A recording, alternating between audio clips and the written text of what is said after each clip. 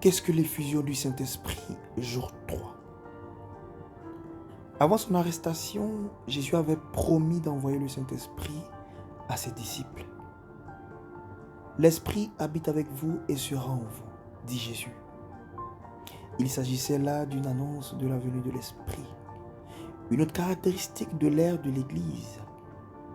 L'effusion de l'Esprit Saint en acte 2, comme nous l'avons cité dans le verset thématique au jour 1, a également marqué l'accomplissement des paroles de Jésus, puisque le Saint-Esprit est bel et bien venu sur tous les croyants de manière puissante, visible et audible. Et Luc a relaté les faits, a relaté l'événement dans Acte 2, à partir du verset 2 au verset 4.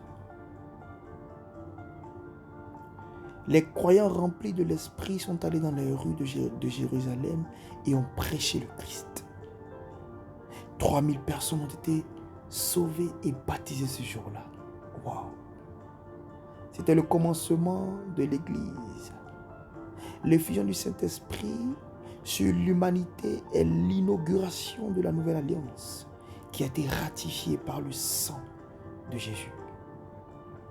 Quel extraordinaire Père, quel extraordinaire Seigneur. Selon les termes de la nouvelle alliance, chaque croyant reçoit le Saint-Esprit. Chaque croyant, sans aucune exception. Depuis la Pentecôte, le Saint-Esprit baptise chaque croyant dans le Christ au moment du salut. Cela est un don de Dieu, car il vient peupler en permanence le cœur de chacun des enfants de Dieu.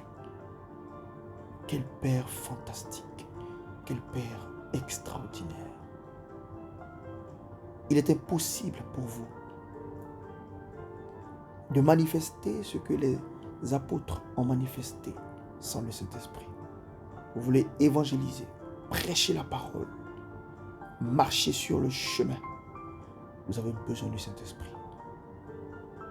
D'abord, vous devez croire en Jésus-Christ.